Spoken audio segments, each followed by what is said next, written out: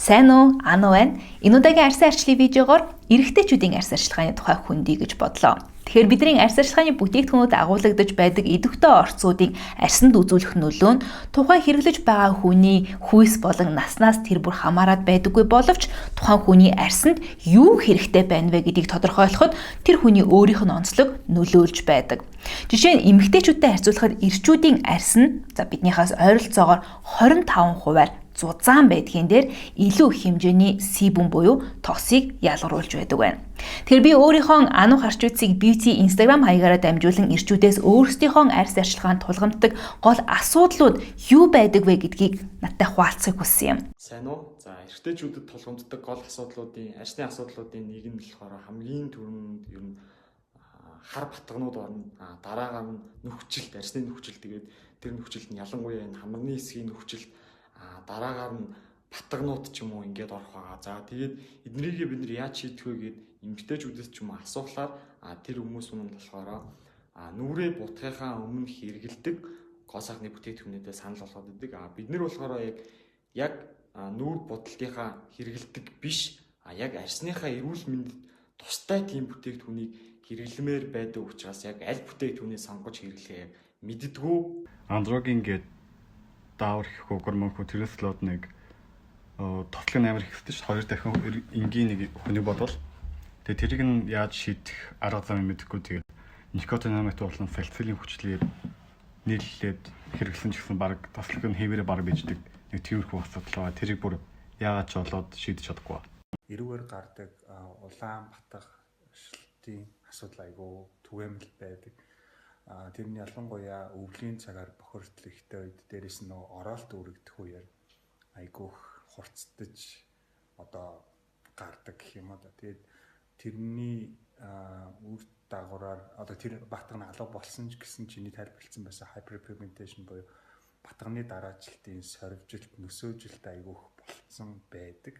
Эрэгтэйчүүд энгийн буюу цөөхөн бүтээгдэхүүнийг ашиглан арьсаа арчлах боломжтой байдаг бөгөөд энгийн тулд арьсныхаа хэрэгцээг тодорхойлохын тулд арьсныхаа төрлийг олж мэдэх хэрэгтэй.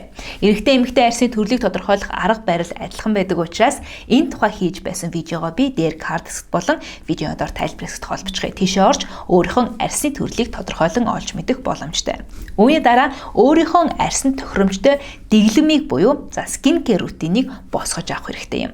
Тэгэхээр хамгийн суур skin care routine буюу арьс арчилгааны дэглэм нь 3 шатнаас бүрдэж байдаг. Цэвэрлэгээ, чийгшүүлэлт, мөн хамгаалалт.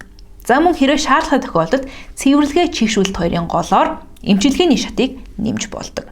Тэгэхээр эхлээд шатаар нь задлж үзье. Цэвэрлэгээний шатны бүтээгдэхүүнүүд нь арьсыг цэвэрлэж өгөх зориулалттай. Тэгэхээр яг өдрийн турш нүүрэн дээр чинь нэрж буусан, арьсан дээр чинь буусан байгаа орчны бохирдол болоод өдрийн турш арьснаас ч өөрөөс нь ялгарсан себум буюу тосыг орой болгон цэвэрлэж авах шаардлагатай байдаг. Ингэж байж арьс чинь улам эрүүлжих боломжтой байх юм шүү. Тэгэхээр би яг энэ арьс арчилгааны видеог хийхийн тулд урьдчилаад энэ хоёр бүтээгдэхүүнийг туршиж үзсэн Японы эрэгтэйчүүдийн арьс арчилгааны Oxy брендийн хоёр цэвэрлэгч байлаа. Энэ нь Oxy Deep Wash буюу гүн цэвэрлэгч, нөгөөх нь Oxy Perfect Wash. Гол ялгаа нь арьсны онцлог ямар хэрэгцээнд тулгуурлаж байна вэ гэдгээсээ ялгарч гарч ирд юм бэлээ. Чин Oxy Deep Wash-ийн хувьд энэ хар өнгөтэй савлгаатай гүн цэвэрлэх зорилттой бөгөөд тослог болон холимог арьстай хүмүүс илүү тохиромжтой юм байлээ. Орц найрлагад нь идэвхжүүлсэн нүүрс агуулгдсан учраас энэ нь өөрөө бүтээгдэхүүний өнгийг бол иймэрхүү хар өнгөтэй болгож байгаа. Гэхдээ яг энэ нь арьсан дээр скраб буюу гуйжуулагчийн үүргийг давхар гүйцэтгэж байгаа юм байлээ. Тийм учраас арьсны өнгөн хэсгийн үхэгдсэн арьсыг гуйжуулж аваад араас нь шинэ арьс түлжин гарч ирэх боломжийг олгодог. Нүүрэн дээрээ хэрэглэж байхад юм menthol буюу гааны сэнгэнсэн үнэртэй байсан учраас улам ийм арьсыг сэргээж өгөөд илүү юм цэвэрхэн мэдрэмжийг бол өгч байлаа. Миний хувьд яг энэ deep wash нэг миний арьсан дээр айгүй тохиромжтой байсан. Яг үүндээ би баг өөрөө энэ бүтээгдэхүүнийг өөрчлөн хэрэглэнэ гэсэн бодолтой байна. Учир нь ойрын үед ийм скраб агууламжтай скраб болоод цэвэрлэгчийг нэг бүтээгдэхүүн дотор багтаасан гуйжуулагч цэвэрлэгч гэсэн хоёр шатыг нэг бүтээгдэхүүнд багтаасан бүтээгдэхүүн тэр болгон ашиглаж байгаагүй юм билээ. Тэгэхээр миний хувьд би өөрийнхөө арьсан дээр ч гэсэндээ ажиллахад тохиромжтой гэж бол дүгнэж байна. Нэмээд дотор нь жижигхэн гиалурны хүчлэгдэгчсэн агуулж өгсөн учраас арьсыг бол бас нэмэлт усалж өгж байгаа гэж хэлж болно. За харин Oxy Perfect Wash-ийн тухайд тослог болон холимог арьстай хүмүүс илүү тохиромжтой юм байлээ. Орос найрлагын аваад үзэхэд дотор нь бол салицилийн хүчил буюу BHA төрлийн хүчил агуулсан учраас давхар арьсыг илүү гүн гуйжуулах үүрэгтэй. Нэг ялангуяа BHA буюу тосонд уусдаг энэ хүчлүүд нь арьсны юм нүхжилтийг бууруулах үйлчлэгээтэй байдаг. Арьсны юм нүхс өвөд рүү шингэж ороод тэр нүхс өвөөс нь себум буюу хүчсэн арьсуудыг бас ингэж гарган авч цэвэрлдэг учраас яг ингэж нүхжилтийн асуудал үүсээд байдаг хүмүүст ашиглахад тохиромжтой бүтээгдэхүүн гэсэн үг. Мөн л menthol агуулсан байсан учраас арьсыг юм сэнгэнсэн цэвэрхэн мэдрэмжийг бол өгч байна лээ. Эмчилгээний шатанд тухайн арьсан тулгамдсан яг асуудлыг эмчлэх зорилттой идэвхтэй орцуудыг агуулсан бүтээгдэхүүнийг ашиглахыг зөвлөдөг. Жишээ нь арьсчин батгашдаг бол BHA хүчил буюу салицилын хүчил агуулсан бүтээгдэхүүн магадгүй ретинолыг агуулсан серум гэдгийг ашиглах нь зохимжтой байж болно. Харин арьсчин хуурай ашдаг. За магадгүй илүү өнгөө алдаж гундаад байгаа бол витамин С, azelaic acid, niacinamide зэрэг орцуудыг агуулсан бүтээгдэхүүнийг нэвтрүүлж ашиглавал боломжтой байж болох юм. Rosacea-тай байгаа бол azelaic acid ч юм уу. Гэх мэтчлэн яг тухайн арьсны онцлог тухайн арьсны хэрэгцээнд тааруулсан идэвхтэй орцыг ашиглах нь зохимжтой. Олон толгой юм бол бараг хэрэглээд авах шаардлагагүй гэсэн үг. Яг үнэндээ эмчилгээний шатыг тухайн арьсан чинь хэрэгцээтэй л бол ашигладаг болохоос биш заавал эмчилгээний шатны бүтээгдэхүүнийг бол ашиглаад байх шаардлага бол энд бараг байхгүй. Тэгэхээр яг эмчилгээний шатанд ашиглах боломжтой өөрөөр идэвхтэй орцуудын тухай би арьсан арчлыг цувралаараа тус тусад нь орцоор нэрлээд видеонууд хийгээд явж байгаа. Тэгэхээр би арьсан арчлын цувралыг дээр карт хэсгээр болон видеоны доор тайлбарлахад холбочихъя. Тийшээ оршиг идэвхтэй орцуудыг илүү задлан дэлгэрэнгүй мэдээллийг тэндээс авах боломжтой шүү. Тэгэхээр дэглэн болгон байгаа эмчилгээний шат нь тухайн хүний арьсны онцлогоос хамаарат ч юм уу хэрэгцээс нь хамаарат өөрөөр байдаг учраас нэгэн жигд ийм дэглэмдэр зөвхөн тэрийг ашиглана гэсэн дүрэн бол байдаггүй. Тэгэхээр өөрсдийнхөө онцлогоос хамаарат эмчилгээний шатнуудыг нэвтрүүлэх эсэх. За хэрвээ нэвтрүүлэх бол юуг нэвтрүүлэх вэ гэдгээ сонгох хэрэгтэй шүү. Дөнгөж цэвэрлэгээний шатаа дуусгасан ч вэ эсвэл эмчилгээний бүтээгдэхүүнд ашигласан ч вэ заавал арьсаа чийгшүүлэх шаардлагатай. Чийгшүүлэх болон арьсыг услах гэсэн хоёр өөр янзын ойлголт байдаг гэдгийг энд бас хэлмээр байна. Чийгшүүлэх гэдэг нь англиар moisturizing, за услах гэдэг нь hydration гэдэг өөр үг байгаа. Чийгшүүлэх гэдэг нь арьсан дээр байгаа усыг түгжиж өгч арьсан дээрээс ус ууршин алга болохоос сэргийлэх үйлчлэгийг үзүүлдэг бүтээгдэхүүнүүдийг хэлдэг байгаа юм. Тэгэхээр арьсаа чийгшүүлэх шатанд хамгийн энгийн олон долоо янзын идэвхтэй орц агуулаагүй бүтээгдэхүүнүүдийг ашиглах нь хамгийн зохимжтой байдаг. Тэгэхээр би энэ удаагийн видеонд бол зориулаад мөн л Oxy брендийн хоёр лошныг бол ашиглаж үзлээ. Нэг нь moist lotion буюу за илүү хуурай энгийн арьстай хүмүүс зориулсан бүтээгдэхүүн бол нөгөөх нь oil control lotion буюу тослог холимог арьстай хүмүүс зориулсан ийм бүтээгдэхүүн байлаа.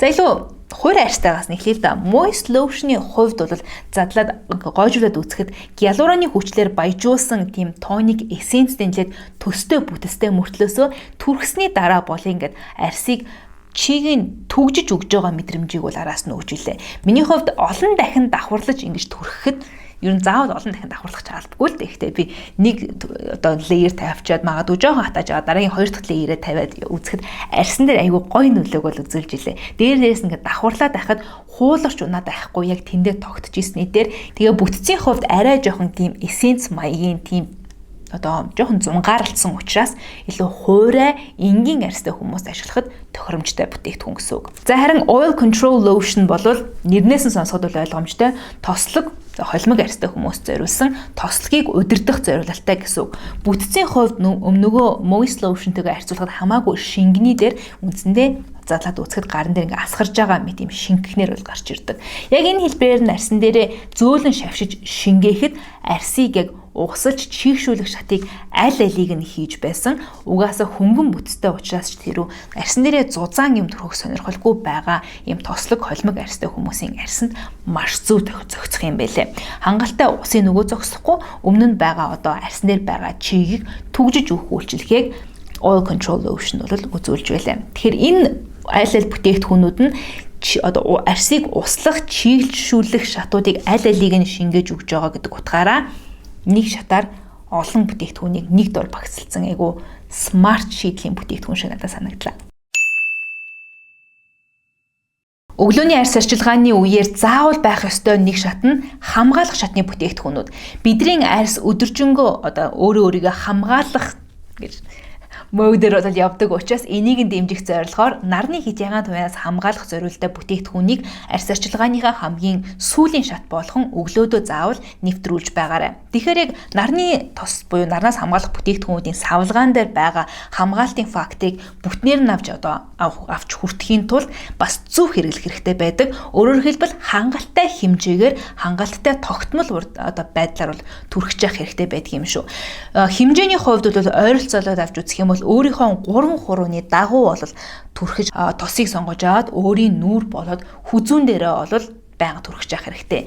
Нэмээд байн гадаа гарч байгаа бол яг амьдралын хэв маягаас ч хамаарат байн гадаа гардаг, байн наранд байдаг хүмүүсийн хувьд байнгын нарны хитягаан туяанаас хамгаалах тосоо тогтмол сэргээж түрхэж явах хэрэгтэй. Ер нь баталгаатай найдвартай цаг бол ойролцоогоор 2-3 цаг тутамд сэргээж нарны хитягаан туяанаас хамгаалах тосоо бол түрхэж байгаарай гэж зөвлөмөр байна. Миний хувьд яг одоо бол Skin Aqua-гийн UV Super Moisture Essence-ийг бол хэрэгжилж байгаа. Заавал эрэгтэй эмэгтэй гэж ялгалгүйгээр ямар ч хүүсийн хүн, ямар ч насны хүн хэрэглэх боломжтой байдаг. Өөрөө бол органик фильтрүүдийг агуулсан ийм бүтээгдэхүүн байгаа.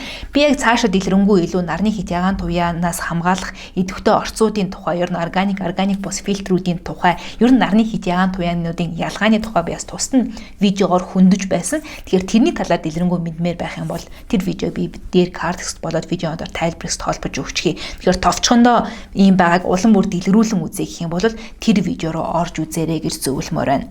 Дүгнээд хэлэхэд бүх ирчүүдийг өөрийнхөө арьсыг арчилж, өөрийнхөө арьсанд хэрэгцээтэй байгаа арчилгааг үргэлж өгж байгаарай гэж уриалмаар байна. Мөн энэ видеог үзэж байгаа бусад хүмүүс ч гэсэндээ өөрийнхөө эргэн тойронд байгаа эрэгтэйчүүдийн арьсыг арчилахад ч гэсэндээ өөрсдийн хувь нэмрийг оруулаарай гэж уриалмаар байна. Арьс арчилгаа бол зөвхөн эмэгтэйчүүдийн зүйл биш. Энэ бол бүх насны, бүх хүүсийн, бүх хүмүүсийн амьдралд хэрэгцээтэй зүйл юм шүү. Тэгэхээр энэхүү видеоноос үн цэнийг авсан гэж найдаж байна. Тэгсэн бол видеон дээр лайк дараарай. Мөн өөрийнхөө туршлагаас хуваалцах, нэмж асуур тодорхойлох зүйл байх юм бол видеоны доор комент хэсгээр бол үлдээхийг хүсье. Хэрэв миний суугт subscribe хийгээгүй байгаа бол энэ доор байгаа subscribe гэсэн товчийг дараад хажууд хонхыг дарчих юм бол намайг шинээр видео оруулах болгонд notification очиж байх болно шүү. Хамтаас нь баярлалаа. Дараагийн видеогоор томотгүй иргэд уулзъя.